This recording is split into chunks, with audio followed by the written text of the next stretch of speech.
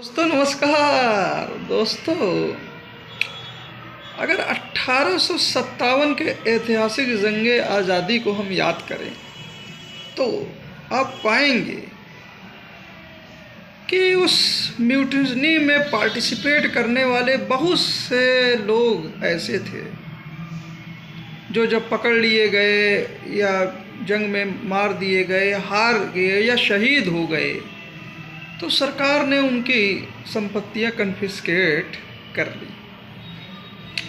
इसी तरह से हम ये भी पाएंगे कि हमारे बहुत सारे लीडरांस या शुरुआती लीडरांस जिन्होंने मूवमेंट को आगे बढ़ाया, इनिशिएट किया, महात्मा गांधी से लेकर बाल गंगाधर तिलक हो, चाहे या स्वयं जवाहरलाल नेहरू या और भी क्रांतिकारी एक से एक, चाहे आप हमारे चंद्रशेखर आज़ाद हों या स्वयं भगत सिंह, शहीद आजम जिन्हें हम कहते हैं, या बंगाल में अभी मुझे नाम याद, मैं अभी याद करने की कोशिश करता हूँ लेकिन मैं कैसे भूल गया, मुझे बड़ा दुख है। तो सूर्य सेन, तो बहुत से लोग ऐसे थे जिन्होंने जब शुरुआत की तो वो मजबूत थे, मजबूत इस सेंस में भी थे कि उनको कमी नहीं थी।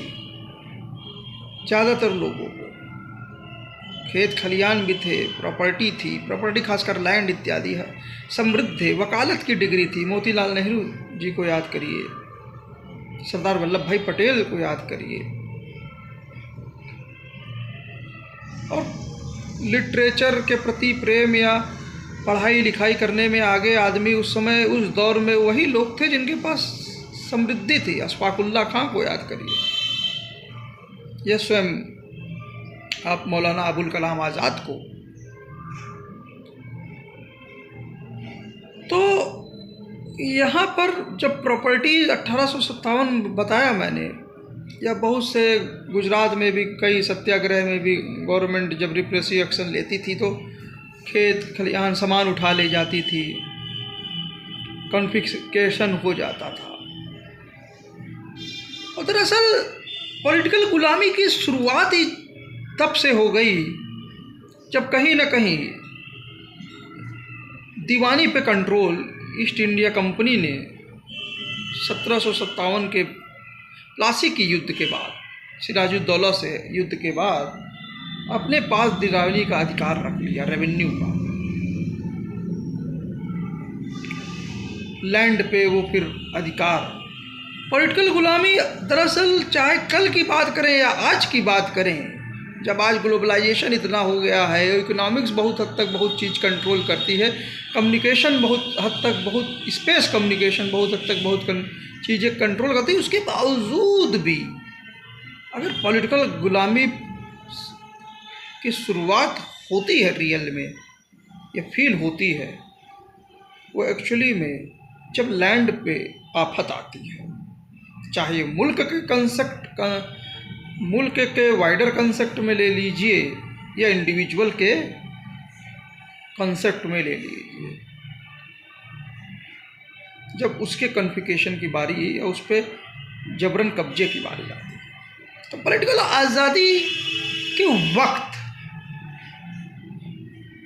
इसलिए कहीं ना कहीं ये पृष्ठभूमि, अगर हम क्लीन सेट थ्योरी, जो इंदिरा जयसिंह मशहूर जो इमिनेंट लॉयर हैं, जिन्होंने अभी हालिया Sunanda Bhandari, justice Sunanda Bhandari memorial lecture में क्लीन सेट थ्योरी की बात की थी, अगर उसको हम उससे इतर जाएं तो संविधान निर्माता प्रॉपर्टी को उस सेंस में फील करते थे। कहीं ना कहीं जब शायद 2 रोज़ पहले की ही अभी मैं पेपर पढ़ रहा था, अमर उजाला की दैनिक जागरण था, माननीय हाई कोर्ट की एक बेंच का निर्णय में मैंने पढ़ा कि ये राइट टू प्रॉपर्टी वो संवैधानिक अधिकार भी है जो ह्यूमन राइट्स की धुरी है। दरअसल प्रॉपर्टी, राइट टू प्रॉपर्टी, जो और भी राइट्स हैं उनको एक घर भी प्रोवाइड करती है। तो इसलिए जब भारत का संविधान बना तो राइट टू प्रॉपर्टी एक फंडामेंटल राइट था, मीन्स में था। तो वही हमारे संविधान निर्माताओं, तो आप देख सकते हैं, मैं यहाँ क्लीन चिट थ्योरी से इतर जा रहा हूँ, तो वहीं अभी क्लीन चिट थ्योरी पे भी मैं आऊँगा। तो इसी और दूसरी तरफ जितना एक मुल्क के विषय में आपने सोचा, आप इंडिविजुअल के विषय में भी आप वही चीज़ सोच सकते हैं। दैट इज मैं कॉन्स्टिट्यूशनल सिमेट्री की तरफ बढ़ रहा हूँ और इसको आपके सामने आप सुन रहे होंगे, मैं मान रहा हूँ आप सुन रहे हैं, तो उसी के साथ आप भी कुछ सोच रहे होंगे या बोल रहे होंगे। कोई ज़रूरी नहीं मुझसे ही बोले हैं या बोलते रहते हैं, तो मैं इस कॉन्स्टिट्यूशनल सिमेट्री के कॉन्सेप्ट को डेवलप करने की कोशिश करता हूँ।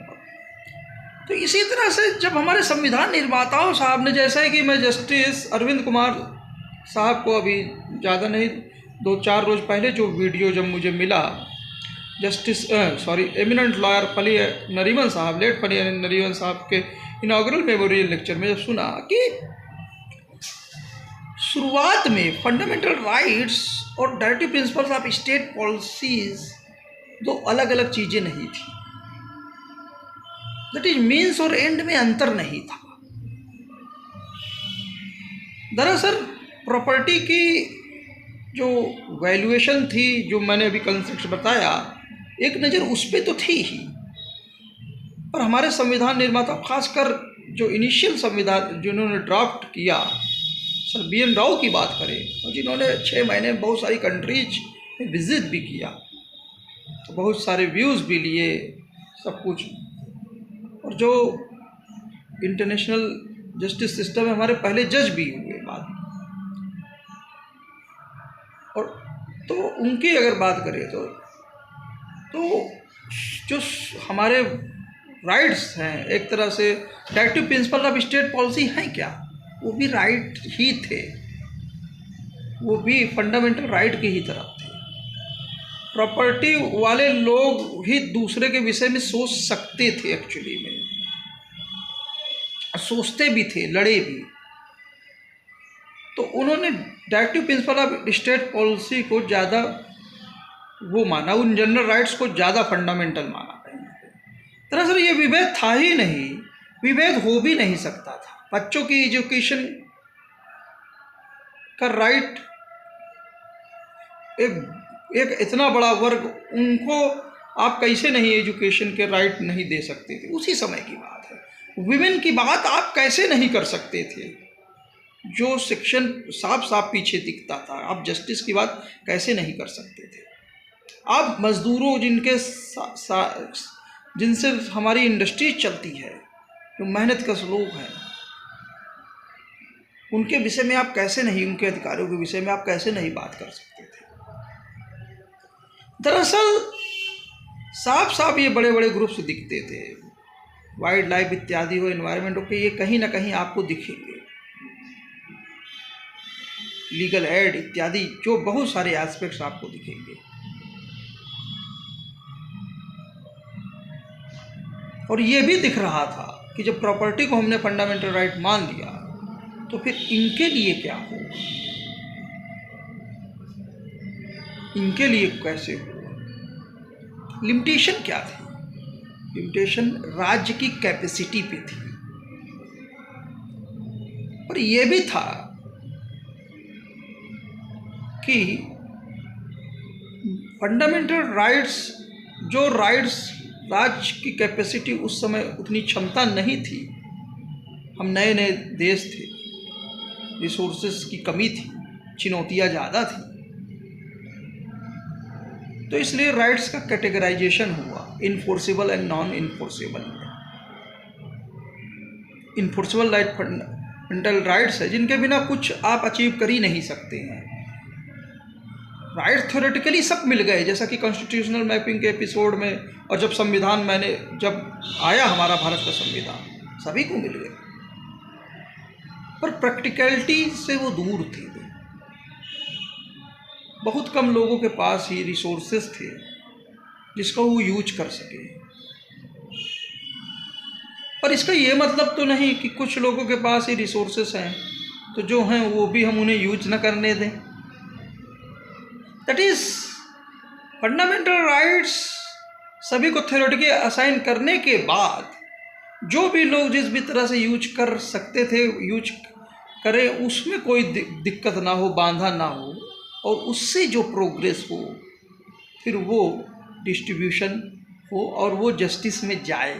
और जो हम अपने एंड हैं, जी हाँ, सभी के लिए शिक्षा या वुमेंस के लिए और वर्कर्स के और अधिकार मैनेजमेंट के लिए और भी दूसरे जो भी हैं चीज़ें, तो उसे हम राज्य अचीव कर सके।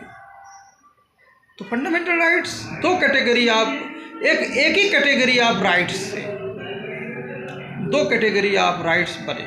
एक फंडामेंटल राइट्स वो मीन्स के तौर पे आया, और जो दूसरे कैटेगरी ऑफ राइट्स थे कि हम स्टेट शैल स्ट्राइव फॉर, और मतलब वो अपनी पॉलिसीज़ में इन एंड को अपने दिमाग में रखेगा कि हमको यहाँ अचीव करना है। वो directive principle of state policy, लेकिन वो नॉन इन्फोर्सिएबल थे, लेकिन वो स्टेट की पॉलिसी के लिए फंडामेंटल थे। और जब आप इस सेंस में देखते हैं तो आपको मीन्स और एंड में फर्क नहीं मिलेगा, केवल इन्फोर्समेंट के कॉन्सेप्ट के। और दरअसल हमारे मीन्स ही हमारे एंड भी हैं। जब हम अपने राइट्स को बिना प्रैक्टिकलिटी के राइट्स का कोई मतलब नहीं, भले थ्योरेटिकली आप असाइन किए हों, तो जब आप प्रैक्टिकली एक इंडिविजुअल अपने राइट्स को एंजॉय कर रहा होता है और जब वहाँ कहीं दिक्कत आती है तो वो इन्फोर्समेंट के लिए आगे बढ़ता है, इन्फोर्सिबिलिटी के लिए राज्य द्वारा। तो वहाँ पे आप देखते हैं कि वो कहीं ना कहीं अपने राइट को रियलाइज करता है, तभी तो उसके इन्फोर्समेंट के लिए बढ़ता है, अप्रिसिएट करता है। इसी अप्रिसिएशन का में फिर दूसरा अप्रिसिएशन भी छुपा होता है कि जितने राइट्स मेरे हैं उतने क्या दूसरे के नहीं हैं, वो दूसरों के भी हैं, ये भी छुपा होता है। उससे उसको भी रियलाइज होता है, और जब उस राइट्स पे बहस होती है, उस राइट्स पे जब जजमेंट मारने को आता है, तो ये भी एक व्यू चीज़ों में होती है। हमारे दरअसल अगर हम अपने फंडामेंटल राइट्स को प्रैक्टिकली यूज़ ही नहीं कर रहे हैं, उसको अगर थ्योरेटिकली अप्रिशिएट नहीं कर रहे हैं, जैसा कि कॉन्स्टिट्यूशनल मैपिंग के अंत में होता है, जब ज़्यादातर लोग प्रैक्टिकली यूज कर रहे होते, एक्चुअली में अप्रिशिएट भी कर रहे होते, दूसरे के राइट्स को भी वो समझ रहे थे कि उतने ही उनके राइट होते हैं।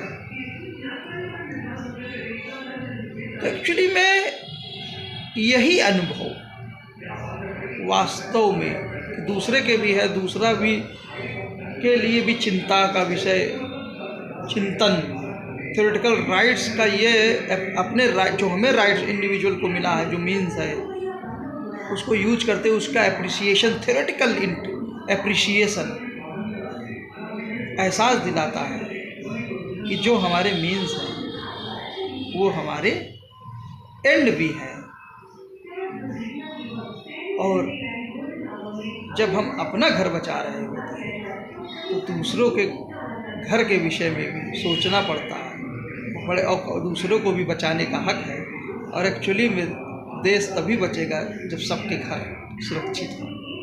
पर बिना प्रैक्टिकलिटी में आप राइट्स को अगर मीन्स को अप्लाई नहीं करेंगे तो उस एंड को आप अचीव नहीं कर सकते हैं।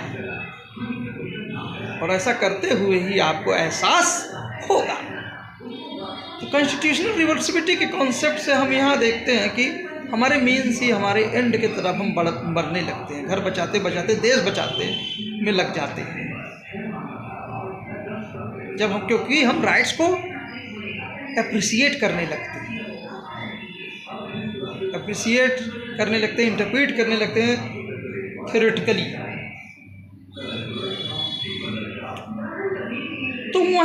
जैसा कि बताया कि उसी लेक्चर की बात करें जिसमें जस्टिस अरविंद कुमार साहब बोल रहे थे कि संविधान की राइट्स और ये directive principle of state policy fundamental right दो अलग अलग चीज़ें नहीं थी, परंतु स्टेट की कैपेसिटी और ये कुछ चीज़ें फ्यूचर के लिए छोड़ दी जैसे जैसे क्षमता बढ़ेगी। दरअसल अब हम क्लीन सेट थ्योरी पे आ जाते हैं, जिसको एक तरह से बिलीव की बात कर रही थी इंडियन लॉयर साहब इंदिरा जयसिंह की, जो बात कर रही थी। तो संविधान जितना हमारे, आज हम संविधान को देखें तो जितना संविधान हमारे आज के लिए उतना कल के लिए भी है, आने वाले कल के लिए भी, और जब संविधान हमारा चालू हुआ 26 जनवरी 1950 को तब के लिए। वहीं अगर 26 जनवरी 1950 को जब हमारा संविधान लागू हुआ हम तब की बात करें और क्लीन सेट थ्योरी पे बिलीव कर ले कि वहाँ लागू हुआ, तो संविधान जितना उस दिन के लिए था, उस दिन जो मीन्स फंडामेंटल राइट्स के लिए था, उतना ही एंड के लिए भी था, directive principle of state policy के लिए।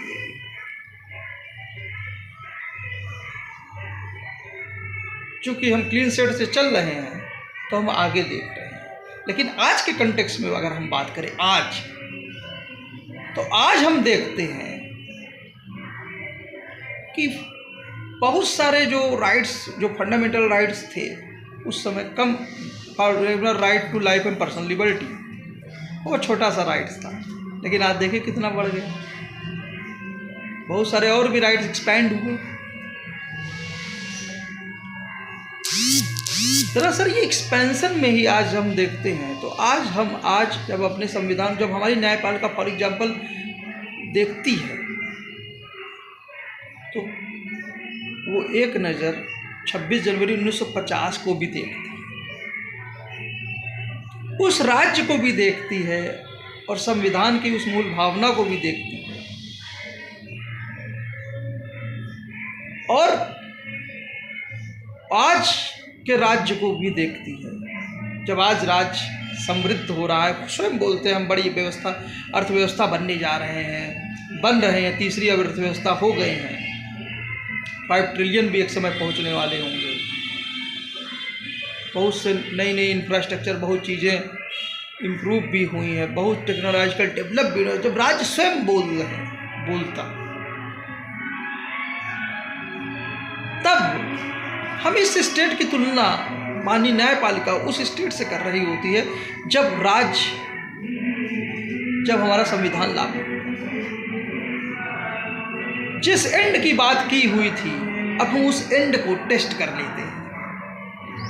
दरअसल यहाँ पर कॉन्स्टिट्यूशनल मेमोरी का कॉन्सेप्ट जन्म लेता है, क्योंकि हम भारत का संविधान में एक मेमोरी है, वो जो 26 जनवरी 1950 को वो संविधान जितना उस दिन के लिए था आगे के लिए भी था, इसी तरह आज का जो संविधान है जितना आज के लिए उतना कल के लिए भी था।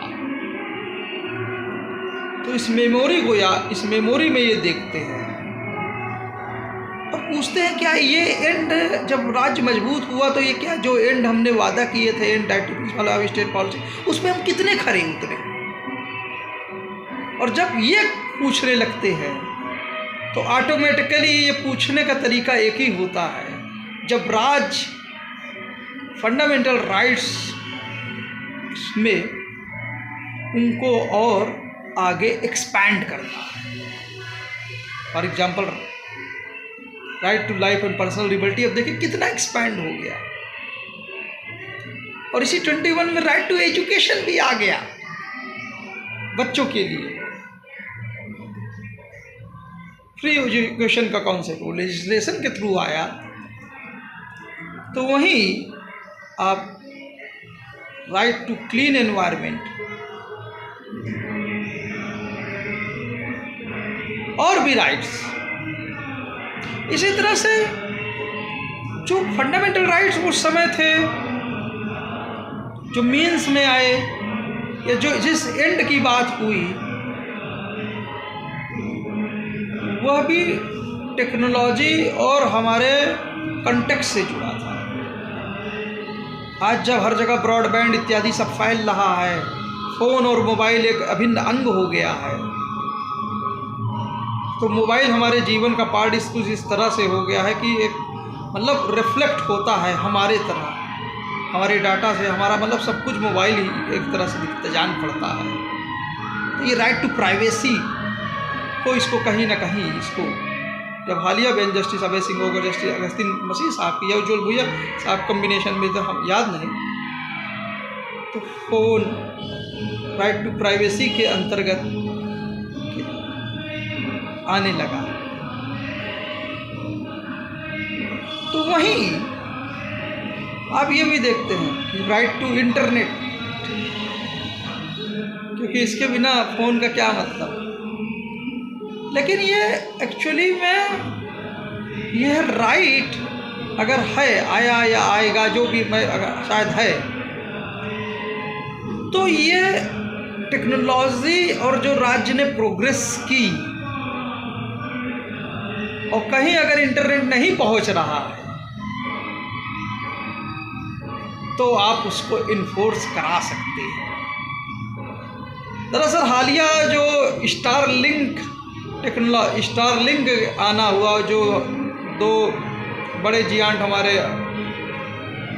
शायद एयरटेल, भारती एयरटेल एंड जो मुकेश अंबानी जी के साथ जो लिंक है, ये रिमोट एरियाज में इंटरनेट आराम से पहुंचा देगा अपने सैटेलाइट्स के जरिए।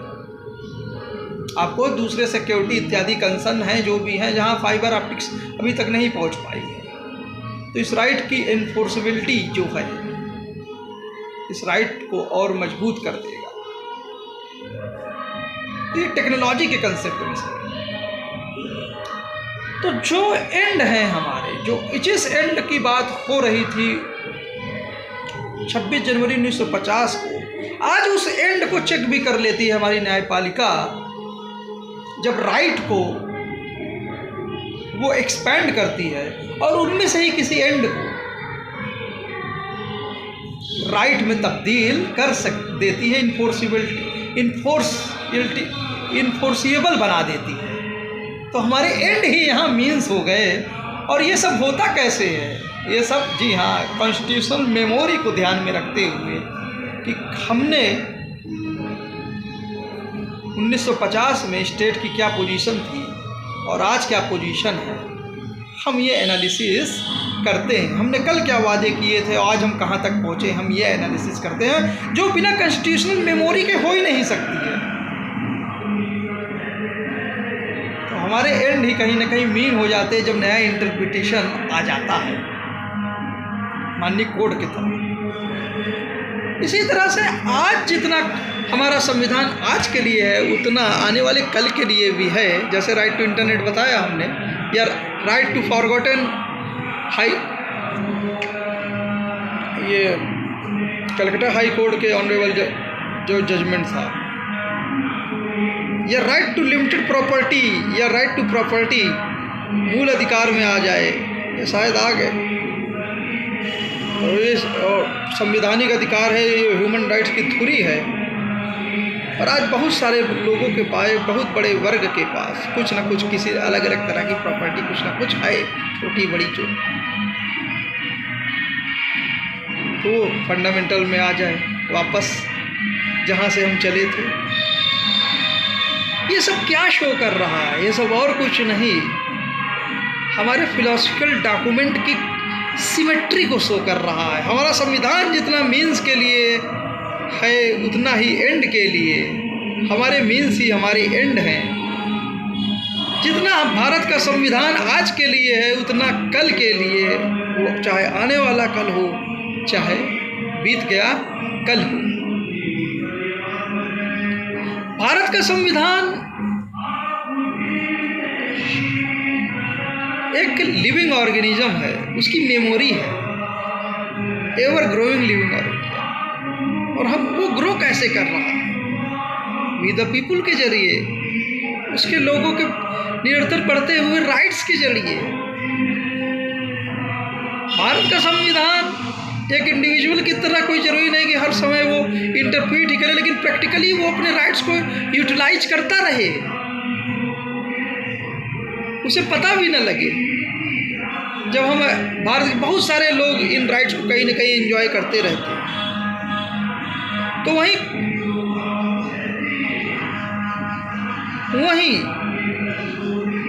बहुत लोग इस राइट्स को फिर अप्रिसिएट भी करने लगते हैं, थिंक भी करने लगते हैं, इंटरप्रेट भी करने लगते हैं, डिमांड भी क्रिएट करते हैं अपने इंस्टीट्यूशंस के सामने, माननीय न्यायपालिका के सामने, लेजिस्लेटर के सामने।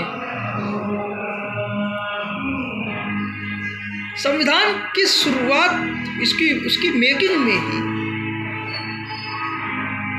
जितना स्वयं की बात थी राइट टू प्रॉपर्टी में, तो बिना इसके कैसे एंजॉयमेंट होगा, उतनी एक नज़र सभी के लिए भी बात थी। दरअसल हमारे कॉन्स्टिट्यूएंट असेंबली यूनिक थी, यूनिक इस सेंस में कि वो कहीं ना कहीं एक लंबे ऐतिहासिक पॉलिटिकल मूवमेंट के हिस्सा थे, पॉलिटिकल ग्रुप्स की चीज़ों को, उनके इंटरेस्ट को भी रिप्रेजेंट कर रहे थे, चाहे इंडस्ट्रियलिस्ट के हों, चाहे वो माइनॉरिटीज़ के हों, चाहे वो एक तरह से आप कह दीजिए डिप्रेस्ड क्लासेस के हों, या आप कह दीजिए वर्कर्स के हों। तो एट द टाइम पे उसमें बहुत बड़े जो लोग थे, बहुत ज़्यादा जो लोग थे, अगर हम जस्टिस अरविंद कुमार साहब को याद करें फिर से एक बार, तो 90% के ऊपर लोग या शायद थे, या मैं गलत हो सकता हूँ, लेकिन कहीं majority of the constituent assembly उसमें उच्च कोटि के लॉयर्स थे।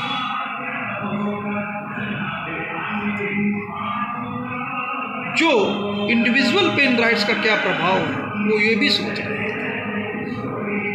दरअसल इंडिविजुअल एंड ग्रुप्स की बाउंड्रीज कब, इंडिविजुअल राइट्स मीन्स और सभी के जनरल राइट्स एंड कब बाउंड्रीज इधर से उधर हो जा रही थी, ये कॉन्स्टिट्यूशन की जो डिबेट्स है उसमें रिफ्लेक्ट होता हुआ हो रहा होगा। कॉन्स्टिट्यूशन इसलिए सिमेट्रिक है, इन एस्पेक्ट्स में सिमेट्रिक है। भारत का संविधान इसलिए सिमेट्रिक है क्योंकि वो महज थ्योरेटिकल सेंस में नहीं, या संविधान या थ्योरी में ही नहीं, बल्कि वो अपने लोगों में भी, जितना प्रैक्टिकली लोग उनको पता भी नहीं है कि राइट क्या है और एंजॉय कर रहे हैं, तो उतना नए राइट्स परिस्थितियों के अनुसार डिमांड भी क्रिएट हो रही है। और जब दूसरों के विषय में सोचते हैं तो ये एस्पेक्ट भी छलकता है। हम भारत के लोग जब ये सब कुछ कर रहे होते हैं तो वास्तव में संविधान प्रैक्टिकलिटी में भी एवर लिविंग ग्रोइंग ऑर्गेनिज्म की तरह दिखता है। संविधान थ्योरेटिकल ही नहीं, प्रैक्टिकल सेंस में सिमेट्रिक है।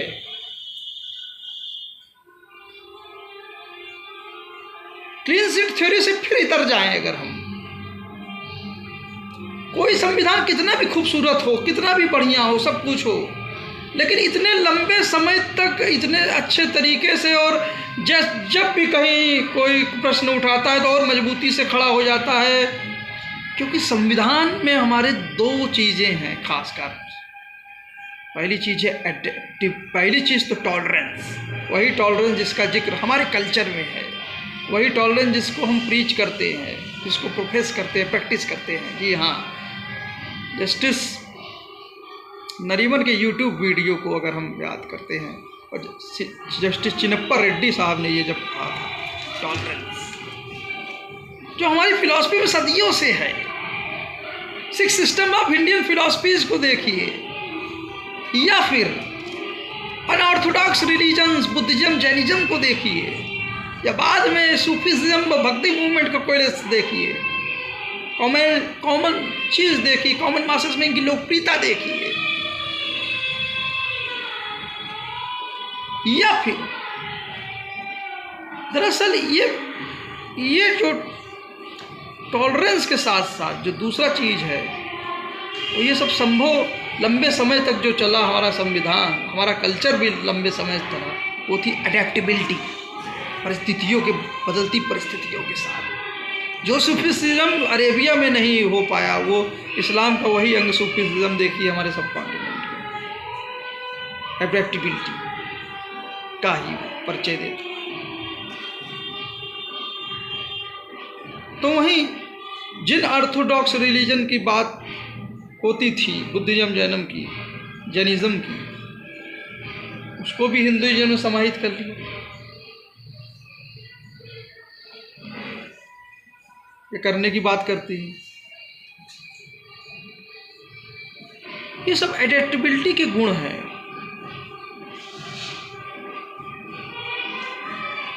और ये एडेप्टेबिलिटी एंड टॉलरेंस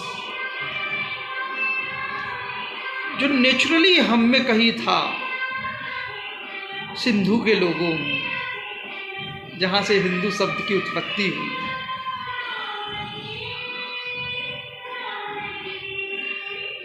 और ये भी कहीं ना कहीं ग्रीक इंटरप्रेट मेगास्थनीज की बुक इंडिका से समझिए।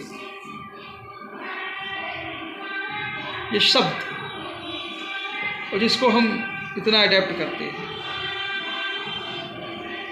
तो ऑल इनकॉम्पसिंग शब्द हो जाता है कभी कभी। विविध कल्चर, लोग सबको इनकास करते हुए।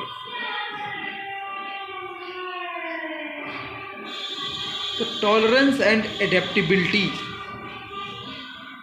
जो हमारा संविधान शो करता है, वो हमारे कल्चर में भी है, वो फिलॉसफी में भी है। और बदलती परिस्थितियों के अनुसार हम देखते हैं कि कब कोई डिसेंटिंग जजमेंट मेजॉरिटी जजमेंट में तब्दील हो जाता है, और कब मेजॉरिटी जजमेंट जो है बैक होके फिर से डिसेंटिंग जजमेंट में भी बदल जाता है। और ये टॉलरेंस और एडेप्टेबिलिटी के बिना संभव है नहीं।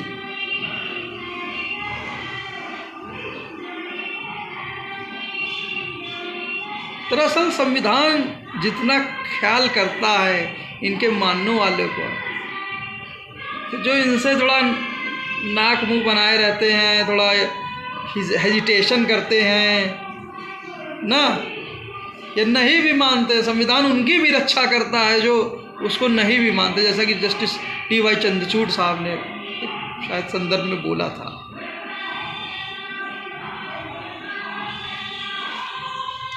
संविधान इसलिए सिमेट्रिक है।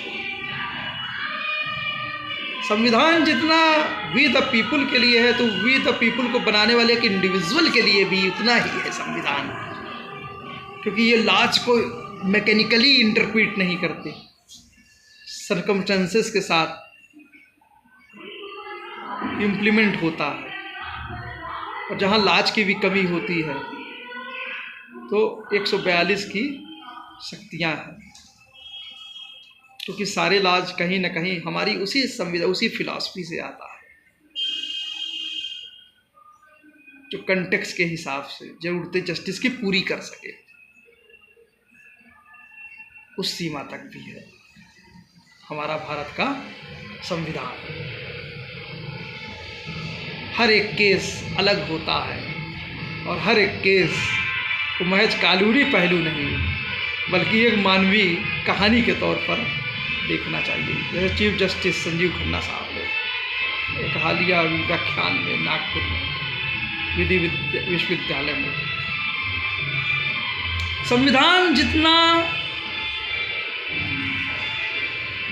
फ्री मतलब लीगल बैटल में है, उतना ही संविधान कॉन्स्टिट्यूशनल आर्बिट्रेशन में, सामंजस्य में भी है। जितना इंडिविजुअल राइट्स मीन्स के लिए है, उतना एंड के लिए भी है। वो फिलॉसफिकल जजमेंट, जी हाँ, मिनर्वा मिल्स का वो ऐतिहासिक जजमेंट कि फंडामेंटल राइट्स और डायरेक्टिव प्रिंसिपल्स एक ही सिक्के के दो पहलू हैं।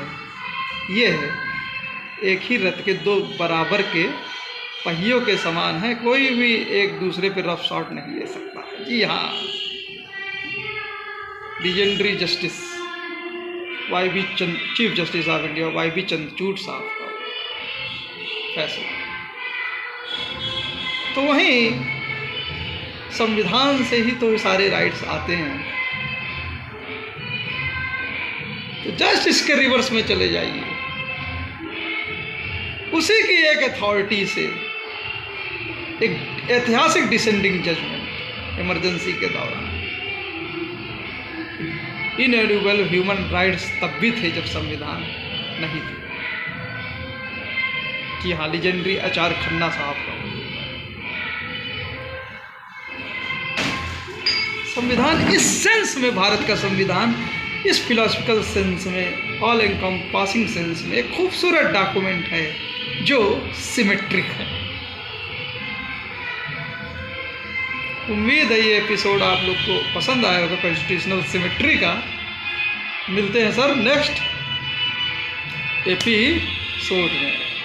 तो रवीश कुमार ऑफिशियल प्रणब वाजपेयी साहब को आप जरूर सुनते रहिए। रेड माइक में हाँ, मैं शाही साहब को जरूर सुनता हूँ। ये संकेत उपाध्याय साहब काफ़ी डिटेल्ड एनालिसिस उनकी होती है। तो वही इंटेलेक्चुअली एक से एक इंटरव्यू मैं देखता हूँ। मुख्तार खान साहब को यूएस से अक्सर मैं मुकेश कुमार साहब के शो पे सुनता हूँ। तो आशुतोष कुमार जी के शो पर मैं झा साहब को, एमिनेंट जनरली झा साहब को भी सुना करता। आपको मैं बता दूं कि मेरा कोई हित नहीं है और ना मैं किसी को कहीं से वीडियो में बता डिस्क्लेमर, मैं किसी को भी नहीं ले जानता पर्सनली या व्यक्तिगत तौर पर। परंतु ये जरूरी भी है और मैं ये चाहता हूँ, मेरा बस एक ही उद्देश्य है कि आप लोग भी ये जो तरसंगन लॉजिकल बातें होती हैं इन एपिसोड्स पर आप सुना करिए। इन जुडिशियल लेक्चर्स को सुनिए, आपकी समझ बढ़ेगी, क्षमता बढ़ेगी, आप अपने राइट्स के प्रति जागरूक होंगे, दूसरे के राइट्स के प्रति भी जागरूक होंगे, बदलते चीज़ों के साथ भी आप समझेंगे, आप अपने आप को ढाल पाएंगे। टेक्नोलॉजी के साथ हमारा संविधान और मजबूती तेज़ी से चलेगा। वर्कर्स का मैनेजमेंट में रोल बढ़े, ये हमारा directive principles of state policy था। आज के समय में जब आर्टिफिशियल इंटेलिजेंस और टेक्नोलॉजी बढ़ती जा रही है, जब एक से एक मशीन आती जा रही है जो बहुत सारे लोगों का काम बहुत तेज़ी से कर सकती है, तो वर्कर ही गायब हो जाएंगे तो मैनेजमेंट में हिस्सेदारी क्या बात। तो दूसरी तरह से अगर इंटरैक्टिव टेक्नोलॉजीज रहेंगी और फ्लेक्सिबल स्मॉल मशीन्स, छोटे प्लांट्स, कम लोग जो स्वयं स्मार्ट रोबोटिक्स के साथ कम लोग मिलकर अपना प्रोडक्शन अपने परिस्थितियों चेंजिंग पर सर्कमस्टेंसेस साथ लोकली ही अगर कर लेंगे अपने नीड्स के अनुसार, तो वर्कर ही कहीं ना कहीं मालिक भी बन जाएंगे। दरअसल डेमोक्रेटिक प्रोडक्शन, कब ये जो डायरेक्टिव प्रिंसिपल है डेमोक्रेटिक प्रोडक्शन में राइट हो जाए, डेमोक्रेटिक प्रोडक्शन भी ये जो एंड है वो मीन्स में तब तब्दील हो जाए किसी जुडिशियल डिसीजन से बदलती टेक्नोलॉजी और देश परिदृश्य के साथ, तो हम कुछ कह नहीं सकते। दरअसल जितना संविधान हमारे कल के लिए है उतना आने वाले कल के लिए भी वो उतना ही विजनरी है। उम्मीद है ये एपिसोड आप लोगों को पसंद आया होगा। जय हिंद, जय भारत, थैंक यू सर। और फिर से त्यौहार बहुत अच्छे से बीत रहा है, बीत गए, आगे भी बीतेंगे। प्रशासन पुलिस इसके लिए विशेष बधाई, थैंक यू। सरकार को भी थैंक यू।